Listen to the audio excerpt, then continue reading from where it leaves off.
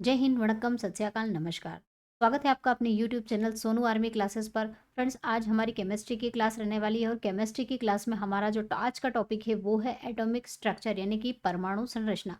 परमाणु संरचना के से रिलेटेड क्वेश्चंस एग्जाम में आते हैं, तो परमाणु संरचना से रिलेटेड हम क्वेश्चन आज की क्लास में कंप्लीट करेंगे। और आज की जो क्लास है इसकी पीडीएफ भी आपको सोनू आर्मी क्लासेस ऐप पर अवेलेबल हो जाएगी। अगर आपने अभी तक सोनू आर्मी क्लासेस ऐप को डाउनलोड नहीं किया हो तो डाउनलोड कर लीजिए प्ले स्टोर में जाकर, और इसकी पीडीएफ को आप वहाँ पर जाकर चेकआउट कर सकते हैं।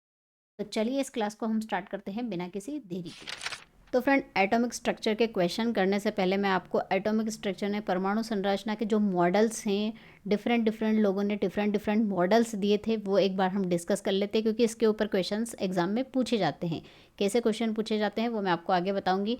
तो फ्रेंड, सबसे पहला जो एटॉमिक स्ट्रक्चर का जो मॉडल था, एटॉम का परमाणु मॉडल था, वो कौन सा था? ठोस गोला मॉडल, जो कि किसके द्वारा दिया गया था? जॉन डॉल्टन के द्वारा दिया गया था। और ये सन आपको याद रखना इम्पॉर्टेंट है। 1803 में इनके द्वारा ठोस गोला मॉडल दिया गया था, जिनके इनके अनुसार, इस मॉडल के अनुसार क्या है कि परमाणु एक ठोस गोले के रूप में होता है। दूसरा मॉडल है plum pudding model. Plum pudding model जो कि किसके द्वारा? जे थॉमसन के द्वारा 1904 में दिया गया था, 1904 में। और फ्रेंड्स, इस मॉडल के अकॉर्डिंग क्या है, प्लम पुडिंग का मतलब क्या है कि ये मेवा होता है, और मेवों के ये क्या है, एक मिठाई है, और मिठाई के ऊपर ये क्या है, मेवे लगे हुए हैं। तो ये जो इस मॉडल के अनुसार ये प्लम का मतलब यही है कि ये जो मेवे लगे हुए हैं इलेक्ट्रॉन का काम करते हैं, और पुडिंग जो मिठाई है, पूरी एक मिठाई किसका काम करेगी? परमाणु का। तो इस तरह से हम कह सकते हैं कि जो पूरा परमाणु है एक संपूर्ण परमाणु धन आवेशित, यानी एक पॉजिटिव जो स्पेयर एक गोला है उसके समान होता है। मतलब पूरा एक गोला क्या होगा? ये परमाणु होगा जो कि पॉजिटिव होगा। और इसमें जिस तरह से पुडिंग की प्लम प्लम लगाए जाते हैं, जैसे कि तरबूजे में तरबूजे के बीज लगे होते हैं, इस तरह से ये इलेक्ट्रॉन इसमें बिखरे हुए होते हैं। तो ये मॉडल दिया गया था जे थॉमसन के द्वारा।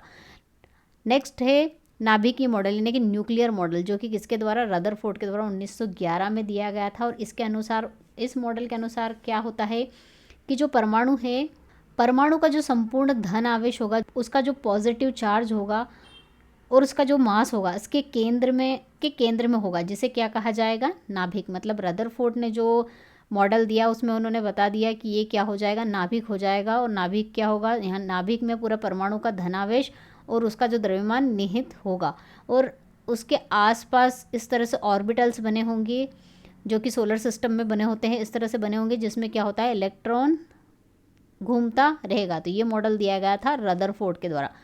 रदरफोर्ड के भी कुछ ड्रॉबैक्स थे। इसके बाद दिया गया मॉडल ग्राही मॉडल, प्लानेटरी मॉडल, जो कि किसके द्वारा? नील्स बोर के द्वारा दिया गया। इस मॉडल में क्या है कि नाभिक में तो स्थित होगा संपूर्ण द्रव्यमान और उसका पॉजिटिव चार्ज, लेकिन जो इलेक्ट्रॉन होंगे वो इस तरह से सोलर सिस्टम की तरह रिवॉल्व नहीं करेंगे। एक निश्चित ऊर्जा वाले जो स्तर होंगे, जिन्हें शेल्स कहा जाएगा, उसमें ये चक्रण करेंगे, इसमें ये घूमेंगे। और हाल एक जो कक्षक है उनकी जो ऊर्जा का स्तर है ना फ्रेंड्स, वो भी क्या होगा? अलग अलग होगा। ये लो होगा, ये इससे हाई होगा, और ये उससे हाई होगा। तो इस तरह से ये जो कक्षक होंगे इन्हें क्या कहा गया? उन्हें कक्षक कहा गया, शेल्स कहा गया। और शेल्स जो होंगे उनके जो क्या होंगे? एनर्जी लेवल भी अलग अलग होंगे। ये मॉडल दिया गया था नील्स बोर के द्वारा। और इसके बाद, और नील्स बोर का जो मॉडल है फ्रेंड्स, वो किस पर बेस्ड था? क्वांटम नंबर पर। क्वांटम नंबर पर बेस्ड था ये। इसके बाद क्वांटम मॉडल आया, जो कि इसके द्वारा एवरिन सोर्डिंगर के द्वारा 1926 में दिया गया। तो ये friends different different atomic models थे, जिनका मैंने ओवरव्यू दिया। ज़्यादा डीप में मैंने नहीं पढ़ाया, सिर्फ आपको ओवरव्यू दिया है। चलिए कुछ क्वेश्चन देख लेते हैं हम। 1803 में सर्वप्रथम परमाणु मॉडल किसके द्वारा दिया गया था? Who gave the first atomic structure model in 1803? ये क्वेश्चन अभी एनए की जो एग्ज़ाम हुई है 26 फेब को, 26 फरवरी को, उसमें पूछा गया था। फ्रेंड्स, किसके द्वारा दिया गया था? सबसे पहला मॉडल जो 1803 में दिया गया था, डाल्टन के द्वारा। चलिए नेक्स्ट क्वेश्चन है, परमाणु का नाभिकीय मॉडल किसने दिया था? Who gave the nuclear model of the atom? अभी मैंने आपको बताया कि जिसने नाभिक के बारे में बताया कि नाभिक में संपूर्ण द्रव्यमान स्थित होता है, ये किसके द्वारा दिया गया फ्रेंड्स? रदरफोर्ड के द्वारा। सन भी याद कर लीजिएगा कि कब दिया गया था। परमाणु के नाभिक की खोज किसने की थी? तो फ्रेंड्स, नाभिकीय मॉडल किसके द्वारा? रदरफोर्ड के द्वारा दिया गया। तो परमाणु के नाभिक की खोज का श्रेय भी किसे? रदरफोर्ड को ही जाता है, जिन्होंने नाभिक की खोज की थी। तो उसका राइट आंसर होगा रदरफोर्ड। पदार्थ का परमाणु सिद्धांत किसके द्वारा दिया गया था? Who gave the atomic theory of matter? तो फ्रेंड्स, परमाणु सिद्धांत किसके द्वारा दिया गया था? डाल्टन के द्वारा। और इस सिद्धांत के अनुसार क्या है, परमाणु सिद्धांत के अनुसार कि जो है कि पदार्थ है या फिर तत्व है वो किससे, परमाणु से मिलकर बना है। सबसे छोटी इकाई क्या है उसकी, परमाणु है, एटम्स हैं। ये कहा गया था इस सिद्धांत में, जो कि किसके द्वारा, जॉन डाल्टन के द्वारा दिया गया था। इसका राइट आंसर होगा ऑप्शन बी। चलिए नेक्स्ट क्वेश्चन है, डाल्टन के परमाणु सिद्धांत। डाल्टन ने जो परमाणु सिद्धांत दिया था उसके अनुसार पदार्थ का सूक्ष्मतम किरण क्या कहलाता है। According to the Dalton's atomic theory what is the microscopic या फिर smallest particle of this substance. अभी मैंने बताया कि इस सिद्धांत के अनुसार जो सबसे छोटा पार्टिकल उसे क्या, परमाणु यानी कि एटम कहा गया था। तत्व का अत्यंत सूक्ष्मतम कण कौन सा होता है, the smallest particle of element is. वैसे तो फ्रेंड्स एटम भी बहुत सारे स्मॉलेस्ट पार्टिकल में सब डिवाइडेड है, लेकिन ऑप्शन के अकॉर्डिंग अगर हम देखें तो उसको क्या कहा जाएगा, परमाणु यानी कि एटम कहा जाएगा। यौगिक का सबसे छोटा कण क्या कहलाता था, smallest particle of compound is known as molecule. Molecule किसका होता है, यौगिक यानी कंपाउंड का होता है। ये कन्फ्यूजन रहता है स्मॉलेस्ट पार्टिकल के लिए कि यौगिक और तत्व का, तो तत्व का परमाणु और यौगिक का अणु यानी कि मॉलिक्यूल। अब फ्रेंड्स यहाँ पर बात आती है कि के शेल यानी कि के कोश में अधिकतम इलेक्ट्रॉनों की संख्या कितनी होती है, the maximum number of electron in के शेल्स। तो फ्रेंड्स मैंने जो अभी मॉडल बताया उसमें क्या होता है कि ये नाभिक होता है जिसमें क्या होते हैं, नंबर ऑफ प्रोटॉन्स और न्यूट्रॉन्स होते हैं, और इलेक्ट्रॉन क्या करते हैं फ्रेंड्स, आसपास चक्कर लगाते हैं। तो ये जो जिन कक्षाओं में ये चक्कर लगाते हैं इन्हें कहा जाता है शेल्स कहा जाता है, और इन शेल्स का नाम दे दिया गया। पहली शेल जो होगी उसे के, दूसरी शेल को एल, तीसरी जो शेल होगी उसे एम, चौथी जो शेल होगी उसे एन, और इस तरह से नाम इन शेल्स को यानी कि कोश को, इन्हें क्या कहा है हिंदी में क्या कहते हैं, कोश। इन कोशों को अलग अलग नाम दे दिए गए। तो इन कोशों में फ्रेंड्स पूछा गया है कि अधिकतम कितने इलेक्ट्रॉन हो सकते हैं, यहाँ पर के का पूछा है। तो फ्रेंड्स अधिकतम इलेक्ट्रॉनों की संख्या निकालने का फॉर्मूला होगा 2n², ये ध्यान में रखना है। यहाँ पर n क्या है कि कोश है, कौन सा कोश है, के, हमेशा ध्यान रखिएगा के से शुरुआत होती है, के एल एम एन ओ, इस तरह से ये आगे बढ़ते जाएंगे। तो के पहला होता है, तो यहाँ पर n की वैल्यू के लिए कितनी होगी, 1 होगी। तो 2, 1 का स्क्वायर 1, 2 × 1 1, और 1 2 ज़ा 2, तो कितने इलेक्ट्रॉन होंगे के में, मैक्सिमम 2 इलेक्ट्रॉन ही होंगे। इसी तरह से अगर एल का पूछ लिया जाए तो एल के लिए एन की वैल्यू कितनी होगी फ्रेंड्स, 2 होगी। तो 2 दूना 4 और 4 दूना 8, तो एल में कितने मैक्सिमम इलेक्ट्रॉन हो सकते हैं, 8 हो सकते हैं। तो इस तरह से आप किसी भी शेल्स का पूछ लिया जाए बस इनका ऑर्डर याद रख लिए, किसके बाद कौन सा आता है, 1 2 3 4 5 एंड सो ऑन। तो इस तरह से आप नंबर पुटअप कीजिए और मैक्सिमम इलेक्ट्रॉनों की संख्या को ज्ञात कर सकते हैं। चलिए नेक्स्ट क्वेश्चन है, किसी परमाणु की बाह्यतम कक्षा में कितने इलेक्ट्रॉन रह सकते हैं, how many electron can stay in outer most orbit of an atom. तो फ्रेंड्स किसी भी एटम का सबसे जो बाह्यतम कक्ष होता है उसमें मैक्सिमम 8 इलेक्ट्रॉन रह सकते हैं। 8 इलेक्ट्रॉन से स्टेबल हो जाता है, जिसे क्या कहते हैं, ऑक्टेट। ऑक्टेट रूल कहा जाता है, जिसमें मैक्सिमम 8 इलेक्ट्रॉन ही रह सकते हैं। तो इसका राइट आंसर होगा ऑप्शन बी, बाह्यतम। मैक्सिमम जो इलेक्ट्रॉनों की संख्या होती है 8 होती है। इससे ज़्यादा होगी तो वो डोनेट कर देगा, इससे कम होगी तो वो लेने की कोशिश करेगा और अपना ऑक्टेट पूरा करेगा।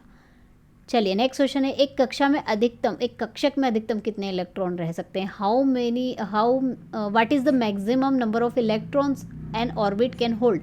अब ऑर्बिट क्या होता है फ्रेंड्स, मैंने बताया कि जैसे आसपास जो चक्कर लगाते हैं वो तो होते हैं क्या, शेल्स। शेल्स के अंदर क्या होती हैं, सब शेल्स होती हैं। सब शेल्स कौन कौन सी होती है, जैसे हम पढ़ते हैं ना एस पी डी एफ, ये सब शेल्स होती हैं। और इसके अंदर होते हैं क्या, ऑर्बिट्स यानी कि कक्षक। और ऑर्बिट्स जो होते हैं एस पी डी एफ में अलग अलग ऑर्बिट्स होते हैं, और एक ऑर्बिट में मैक्सिमम कितने इलेक्ट्रॉन फ्रेंड्स रह सकते हैं, ये ऑर्बिट है जिसमें मैक्सिमम 2 इलेक्ट्रॉन रह सकते हैं, और दोनों का जो चक्रण है या फिर जो डायरेक्शन है वो अपोजिट हमेशा होगी। तो इसका राइट आंसर कितना होगा कि 2 इलेक्ट्रॉन मैक्सिमम उसमें रह सकते हैं।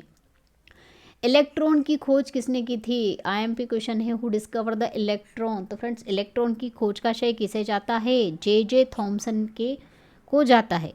चलिए नेक्स्ट क्वेश्चन है, प्रोटॉन की खोज किसने की थी, हु डिस्कवर द प्रोटॉन। तो फ्रेंड प्रोटॉन की खोज किसके द्वारा की गई थी, अर्नेस्ट रदरफोर्ड के द्वारा।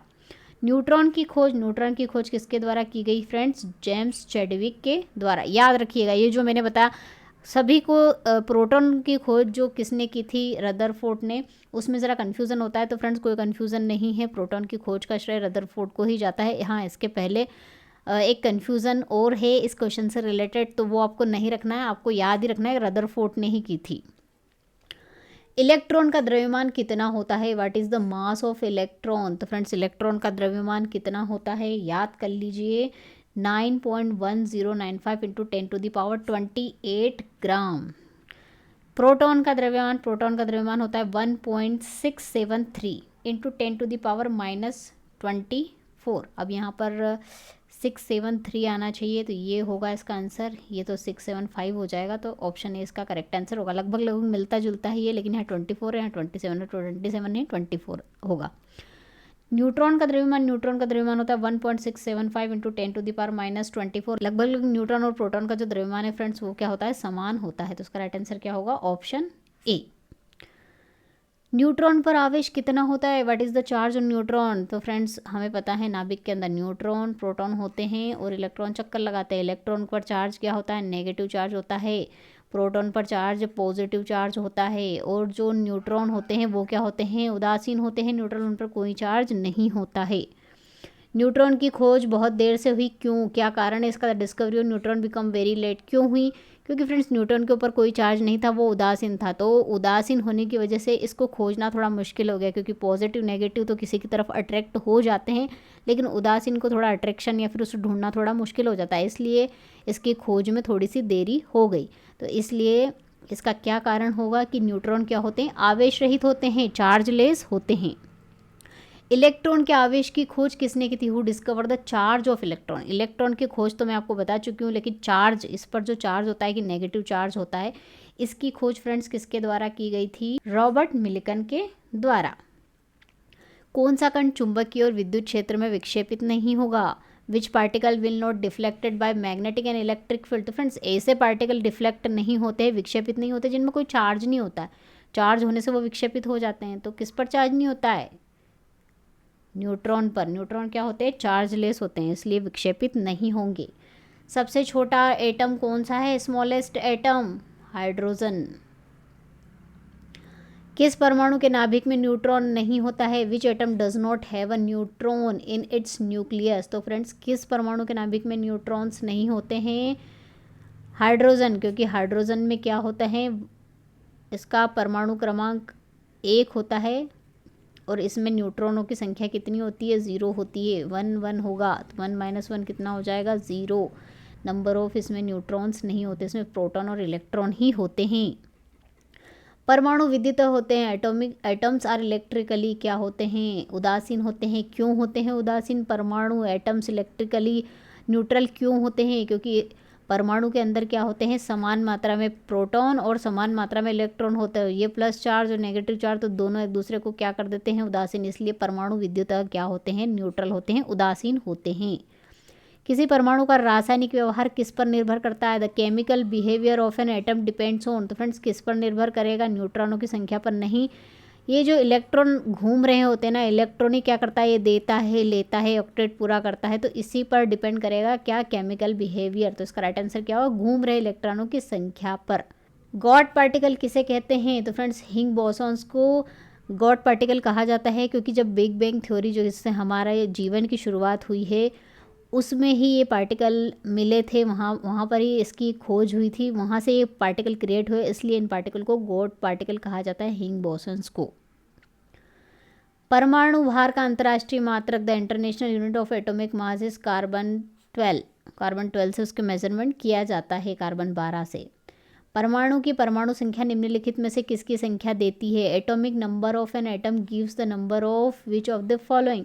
तो फ्रेंड्स एटॉमिक नंबर क्या देते हैं, क्या होता है एटॉमिक नंबर, जैसे हाइड्रोजन है तो हाइड्रोजन का एटॉमिक नंबर नीचे लिखा हुआ आता है, ये क्या होता है, एटॉमिक नंबर होता है। और एटॉमिक नंबर फ्रेंड्स क्या देते हैं, वैसे तो अगर न्यूट्रल होगा, न्यूट्रल के केस में एटॉमिक नंबर जो है किसके बराबर होता है, number of protons and electrons के बराबर होता है, कि number of atomic number number of proton के बराबर ही होगा और atomic number number of electron के बराबर होगा। लेकिन यहाँ पर नॉर्मल एटम की बात करिए, वो उदासीन हो ना हो सकता है उसमें से एक इलेक्ट्रॉन निकल गया हो, एक दे दिया हो, कैसे क्या निकलता है, कैसे देते हैं, वो मैं आगे क्वेश्चन करवाऊंगी, उसमें आपको समझ में आ जाएगा।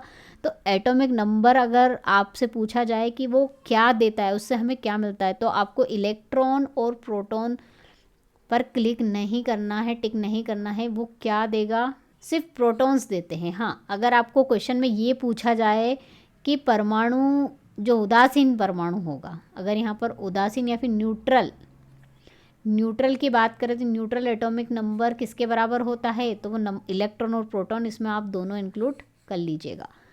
तो ये क्वेश्चन पर डिपेंड करेगा कि कैसे पूछा है, वैसे तो प्रोटॉन ही देता है। चलिए नेक्स्ट क्वेश्चन है, द्रव्यमान संख्या क्या होती है? What is the mass number? तो फ्रेंड्स मास नंबर क्या होता है? द्रव्यमान संख्या किसके बराबर होती है? Number of proton plus neutron, इन दोनों का योग। न्यूट्रॉन और प्रोटॉन जो होता है, इनके योग को कहा जाता है मास नंबर, यानी कि द्रव्यमान संख्या। तो ये किसके बराबर होगी? प्रोटॉन और न्यूट्रॉन की संख्याओं का योग। याद कर लीजिए, आगे न्यूमेरिकल करेंगे उसमें इसकी ज़रूरत पड़ेगी। सम न्यूट्रॉनिक क्या होते हैं? आइसोटोन्स, आइसोबार्स और ये समस्थानिक, समभारिक, ये सभी आपने पढ़ा होगा। लेकिन सम न्यूट्रॉनिक क्या होते हैं? तो सम न्यूट्रॉनिक फ्रेंड्स वो होते हैं जिसमें परमाणु संख्या भी डिफरेंट होती है, द्रव्यमान संख्या भी डिफरेंट होती है, लेकिन समान क्या होता है? न्यूट्रॉनों की संख्या समान होती है। जब आप कैलकुलेशन करोगे तो न्यूट्रॉनों की संख्या उसमें समान आएगी। तो ऐसे जो परमाणु होते हैं, एटम्स होते हैं, उन्हें क्या कहा जाता है? सम न्यूट्रॉनिक आइसोटोन्स, जिसमें परमाणु संख्या भिन्न, द्रव्यमान संख्या भी भिन्न, लेकिन न्यूट्रॉनों की संख्या समान होती है। Same number of neutrons they have. तत्व है 92 दिया हुआ, नीचे और ऊपर 235। इसमें प्रोटॉनों की संख्या कैसे निकालेंगे फ्रेंड्स? तो प्रोटॉनों की संख्या किसके बराबर होती है? Number of protons. Number of protons बराबर होते हैं एटॉमिक नंबर के, और नीचे लिखा हुआ क्या होता है? वो एटॉमिक नंबर होता है। एटॉमिक नंबर कितना है? 92। नंबर ऑफ प्रोटॉन्स कितने हैं फ्रेंड्स यहाँ पर? 92। किसी तत्व में परमाणु क्रमांक 11 दे के रखा है, मतलब एटॉमिक नंबर आपको कितना दिया? परमाणु क्रमांक 11 दे के रखा है। एटॉमिक मास यानी कि परमाणु द्रव्यमान कितना है फ्रेंड्स? 23 है। तो इसमें इलेक्ट्रॉन, प्रोटॉन तथा न्यूट्रॉन की संख्या आपको बतानी है। तो कैसे बताएंगे? नंबर ऑफ प्रोटॉन्स किसके बराबर हो जाएंगे?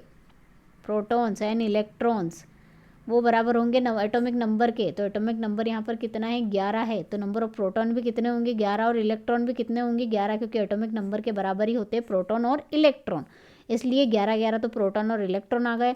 अब यहाँ पर पूछा है नंबर ऑफ न्यूट्रॉन। न्यूट्रॉन क्या होगा? एटॉमिक मास है। एटॉमिक मास में से अगर आप प्रोटॉन को माइनस कर दोगे, क्योंकि एटॉमिक मास क्या होता है? Number of proton plus neutron. और मास कितना देके रखा है इन्होंने? परमाणु द्रव्यमान 23, और प्रोटॉन हम 11 निकाल चुके हैं, इसमें से माइनस कर देंगे तो नंबर ऑफ न्यूट्रॉन आ जाएंगे, जो कितना आएंगे? 3 - 1 2, 2 - 1 1 12। तो कितने होंगे? 11 11 12। 11 यहाँ पर इलेक्ट्रॉन होंगे, 11 प्रोटॉन और 12 न्यूट्रॉन। चलिए थोड़ा अच्छे लेवल का क्वेश्चन देख लेते हैं।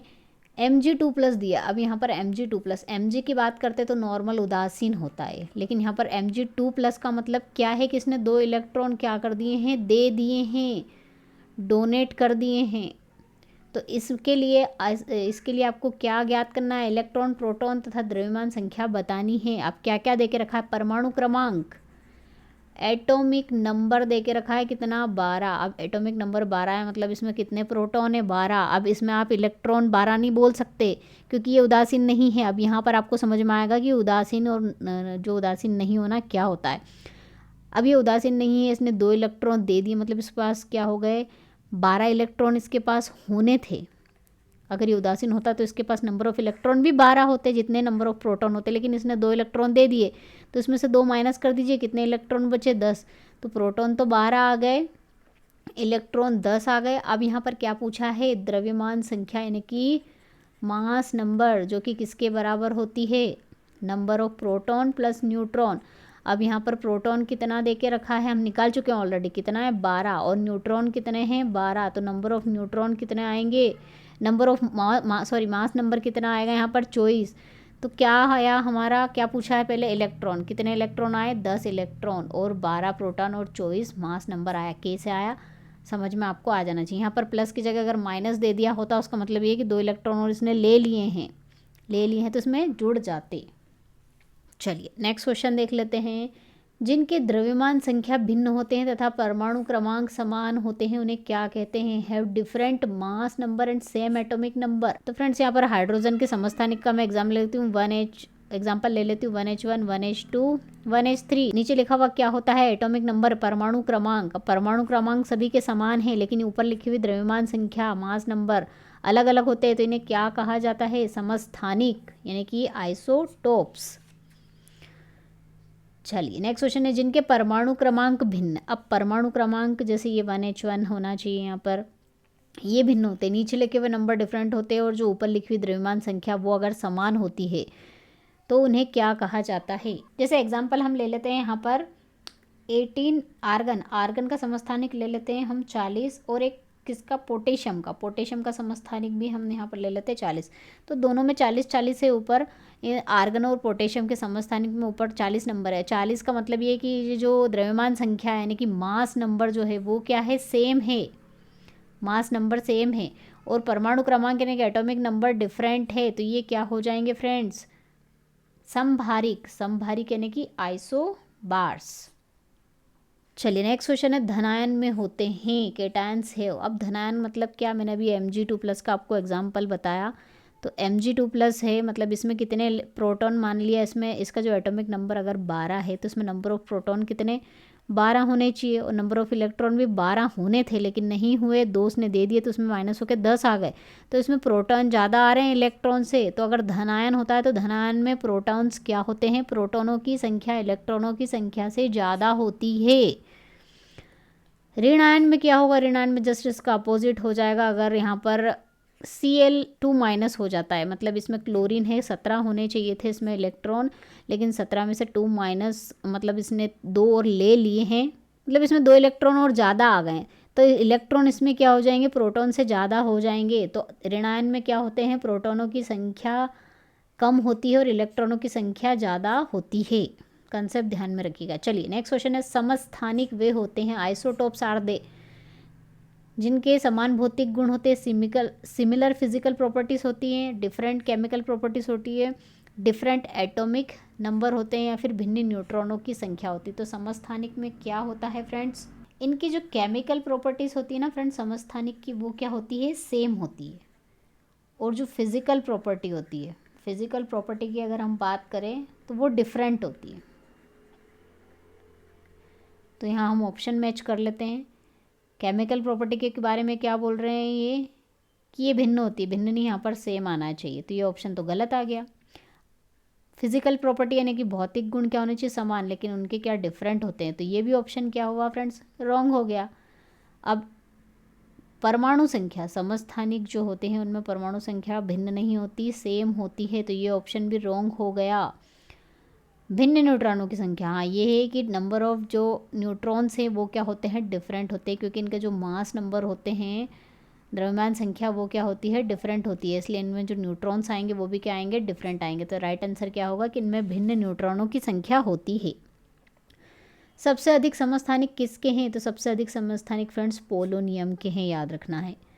एक ही प्रकार के परमाणु किस में मिलते हैं? The same type of atoms are found in, किस में मिलते हैं फ्रेंड्स? एक ही प्रकार के परमाणु यौगिक में अलग अलग होते हैं, मिश्रण में भी अलग होते हैं, तो तत्व में एक ही प्रकार के परमाणु मिलते हैं। 1 नैनोमीटर में कितने मीटर होते हैं? तो 1 नैनोमीटर में 10⁻⁹, ये 10⁻⁹ मीटर है, इतने मीटर होते हैं। पॉजिट्रॉन किसका प्रतिकरण है? एंटी पार्टिकल जिसे कहते हैं। Positron is an anti particle of which? तो फ्रेंड्स पॉजिट्रॉन किसका एंटी पार्टिकल है? इलेक्ट्रॉन का, याद रखना है आपको। द्रव्यमान संख्या यानी कि मास नंबर होता है, द्रव्यमान संख्या क्या होती है? परमाणु क्रमांक से अधिक होती है। अभी हम नीचे जो जैसे 1H1, 1H2 ये हमने समस्थानिक लिखे थे, तो नीचे वाले क्या होते हैं फ्रेंड्स? परमाणु क्रमांक होते हैं, और ऊपर वाले क्या होते हैं? मास नंबर होते हैं।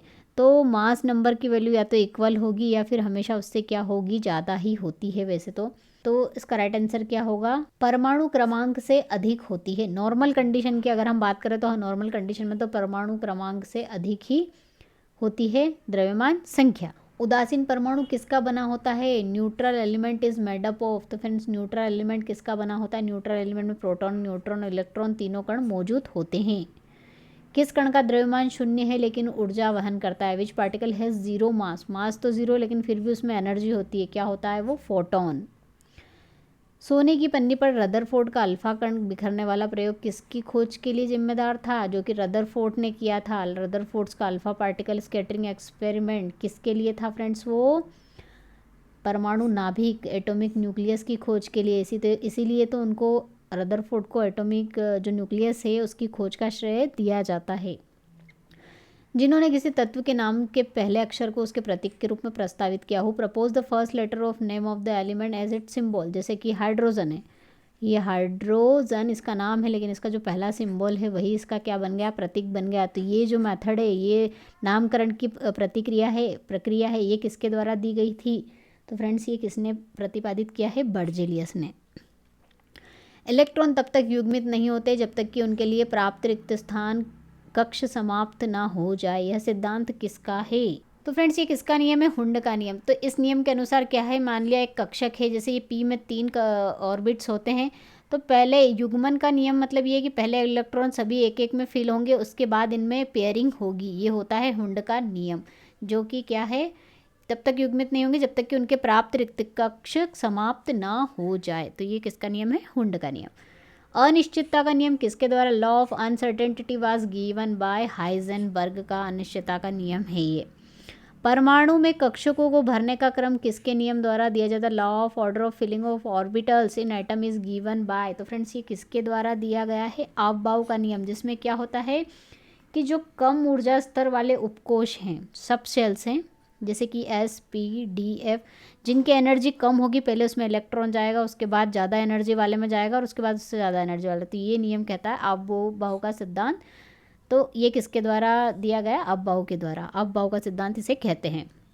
क्वांटम संख्या कितने प्रकार की होती है? तो फ्रेंड्स क्वांटम संख्या कितने प्रकार की होती है? 4 प्रकार की होती है। कौन कौन सी? प्रिंसिपल क्वांटम नंबर, एजीमुथल जिसे कहते हैं, द्विगंशी क्वांटम नंबर, मैग्नेटिक यानी कि चुंबकीय क्वांटम नंबर, और चक्रण यानी कि स्पिन क्वांटम नंबर। ये 4 तरह की होती है क्वांटम संख्या। कितने प्रकार की होती है? 4 प्रकार की। चारों की ये नाम है। चलिए, चुंबकीय क्वांटम संख्या का संबंध किससे? The magnetic quantum number is related to which. तो चुंबकीय क्वांटम संख्या फ्रेंड्स क्या शो करती है? ये ओरिएंटेशन यानी कि अभिन्न विन्यास की जानकारी आपको देती है। ओरिएंटेशन मतलब किसी उपकोष में कक्षकों की संख्या तथा उनकी दिशा की जानकारी। ओरिएंटेशन क्या होता है? कहाँ क्या कौन से कक्षक होंगे और कौन से उपकोष होंगे, ये आपको चुंबकीय क्वांटम संख्या बताती है। तो फ्रेंड्स ये थे एटॉमिक स्ट्रक्चर से रिलेटेड मोस्ट आईएमपी क्वेश्चंस, और थोड़ी बहुत एटॉमिक स्ट्रक्चर की रिलेटेड थ्योरी भी मैंने आपको बताने की कोशिश इस वीडियो में करी है। आई होप वीडियो आपको पसंद आया तो लाइक करना ना भूले, नए हो तो चैनल को सब्सक्राइब कर लीजिए, नोटिफिकेशन बेल को प्रेस करना ना भूले, ताकि लेटेस्ट अपडेट आपको टाइम टू टाइम मिलती रहे। तो मिलते हैं नेक्स्ट वीडियो में नेक्स्ट टॉपिक के साथ। तब तक के लिए जय हिंद, जय भारत, वंदे मातरम।